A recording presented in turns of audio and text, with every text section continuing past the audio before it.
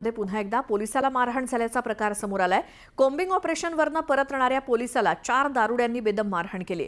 पुण्यातील सेनापती बापट रोडवरची ही घटना असून सीसीटीव्हीत कैद झाली आहे। या प्रकरणी चतुर्श्रृंगी पोलीस ठाण्यात 3 आरोपींविरोधात गुन्हा दाखल करत त्यांना अटक करण्यात आली आहे। मात्र पुण्यामध्ये पोलिसांनाच भर रस्त्यात मारहाण होत असेल तर सामान्यांच्या सुरक्षेचं काय असा प्रश्न उपस्थित होतोय।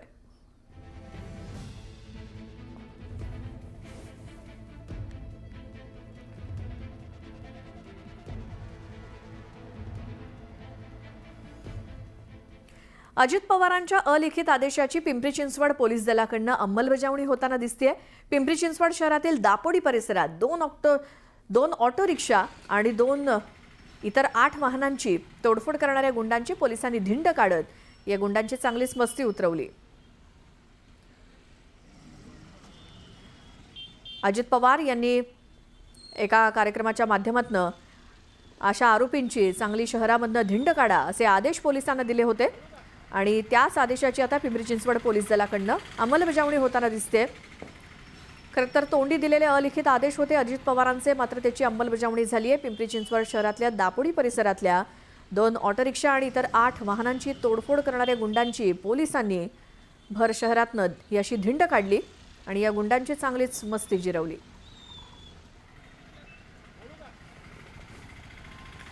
10,000 रुपयांची वर्गणी नाकारल्यामुळे बार मालकाला मारहाण झाल्याची घटना कोपर खैरणीमध्ये घडली आहे। या प्रकरणी 4 गुन्हा दाखल झालाय। ही घटना सीसीटीव्ही कॅमेऱ्यात कैद झाली आहे। कोपर खैरणी इथल्या समुद्र बारच्या बाहेर हा प्रकार घडला। बार चालक प्रेमानंद अलवा यांच्या तक्रारीवरनं आदित्य बाकर, ऋतुराज पाटील, सुमित बाकर, आशिष शेलार यांच्यावर गुन्हा दाखल झालाय।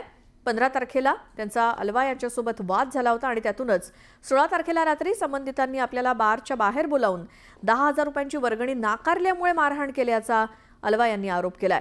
तर या मारहाणीमागे 10,000ची वर्गणी नाकारल्यामुळे मारहाण केल्याचा आरोप आहे।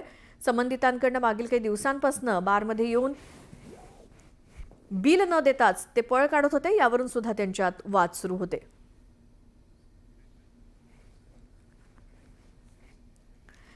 शिर्डीमध्ये दुहेरी हत्याकांडानंतर शिर्डीतील भिकाऱ्यांची धरपकड मोहीम सुरू झाली आहे। शिर्डीच्या साई मंदिर आसपास भीक मागणाऱ्यांची सकाळपासून धरपकड सुरू आहे। साधारण 100हून अधिक महिला पुरुष भिकाऱ्यांना ताब्यात घेण्यात आलंय। शिर्डी पोलीस आणि शिर्डी नगर परिषद तसंच शिर्डी संस्थांच्या वतीनं एकत्रितपणे ही कारवाई केली जाते। संपूर्ण माहिती आणि वैद्यकीय तपासणी करूनच भिकाऱ्यांची चेंबूर आणि विसापूर इथल्या बेगर होममध्ये रवानगी केली जाणार आहे।